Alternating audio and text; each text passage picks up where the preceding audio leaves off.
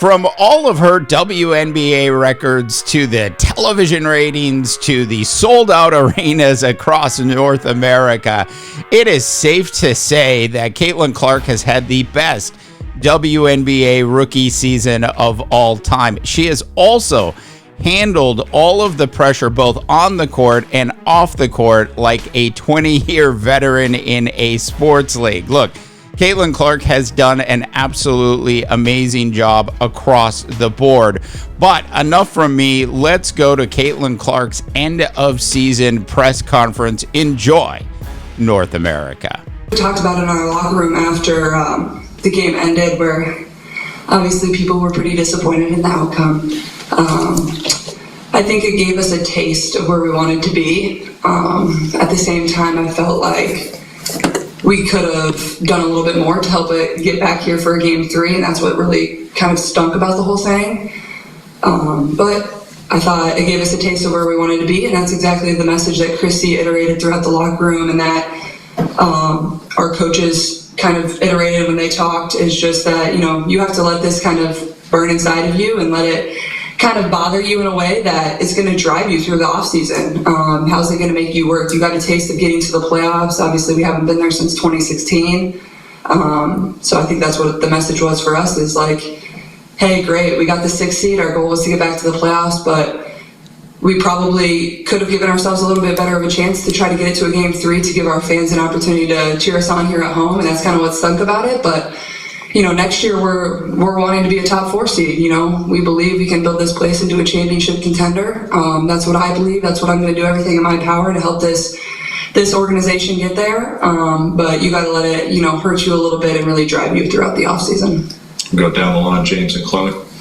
Caitlin, when your head coach came out with a statement today saying she announces all the racism that some people have felt in this league, players, trolls online, all those things, as one of the biggest stars in this league, what are your thoughts on the things not only your teammates have to endure, but just the entire league? And obviously, you've spoken this before, but just now coaching and GM, we're talking about it as well.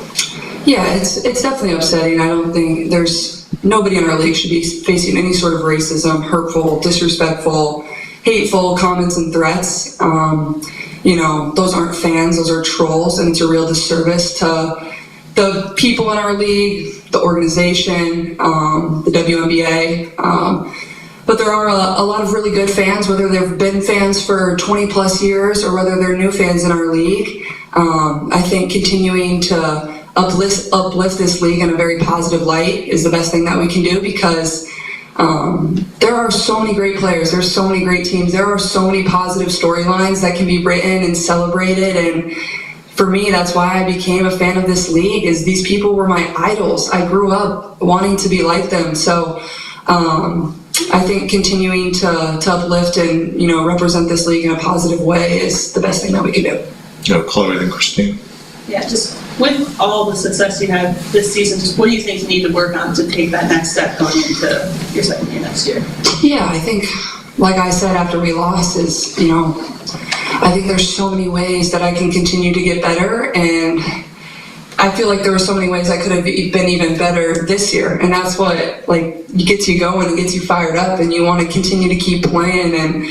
But at the same time, that's what stinks about the season ending, is I felt like we were really starting to find our groove and really play good basketball, and it feels like that's always kind of how your season ends. You feel like you're playing your best basketball, and then it has to come to an end, and it's kind of just who's playing better basketball at that time and who plays a better game.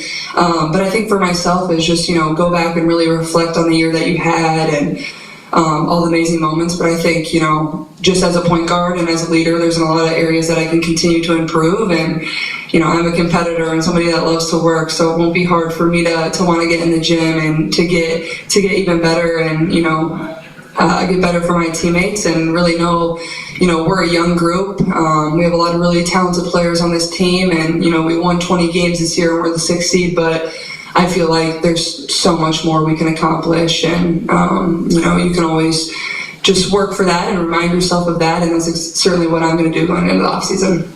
Go Christine, then Scott.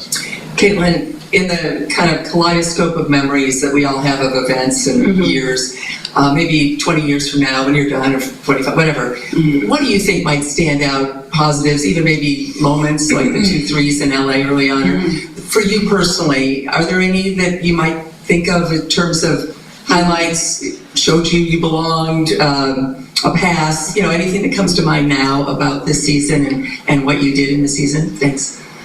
Yeah, I think that's, there were so many moments, and every place we went was so unique, honestly. It's fun to kind of look back. Like, people always ask me, like, where was your favorite road arena? And I'm like, they're all so different and unique in their own way. And obviously for me, my first year here is like getting to travel to all these new arenas. And there was a few I'd already played at in college, but just doing it as my first time in the WNBA, like, those are moments you're going to remember within themselves. And obviously LA was special.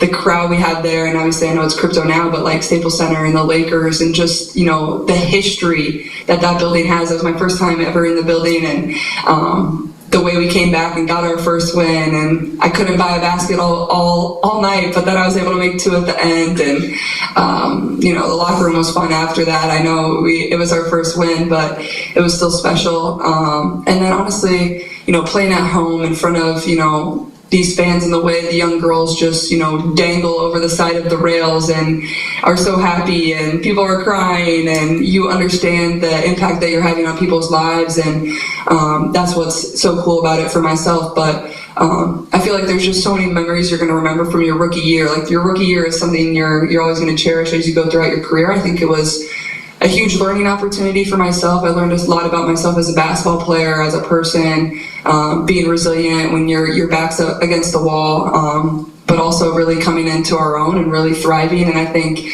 once we figured it out, it was a lot of fun.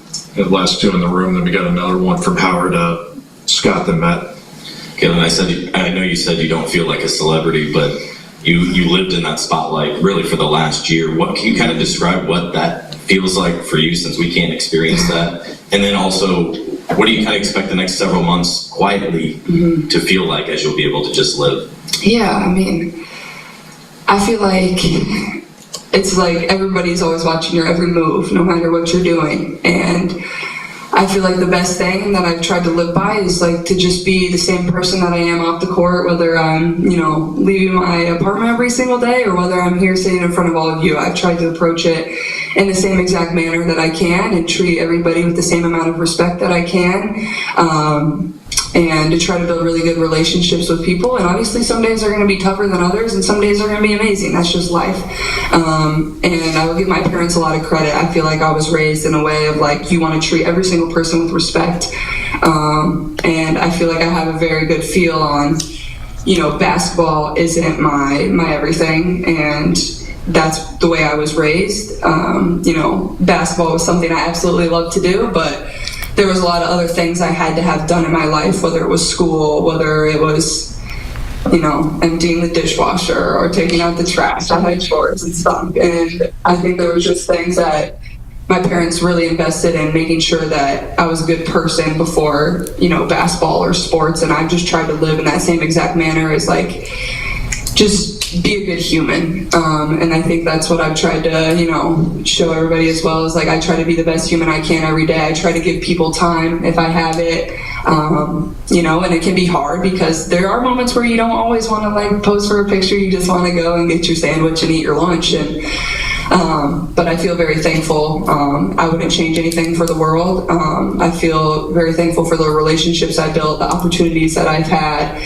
the way people have supported me, and whether it was at Iowa or whether it's now in the WNBA, they have really, supported me and loved watching me play basketball and watching my teams play basketball. So I think it'll definitely be a little bit of an adjustment period for myself, not really, having to do that so much. I woke up yesterday and I'm like, I don't know what I'm going to really do. So it's going to be nice, though, I think, getting out of the spotlight and just getting to live my life and do things that I want to do, and, not have to sit. And I love talking to all of you, but it's going to be nice to not have to sit in front of a microphone, multiple times a week. I really appreciate all of you, but it will be nice to kind of get away and relax for a little bit. And I appreciate everything you all do as well, so I thank you.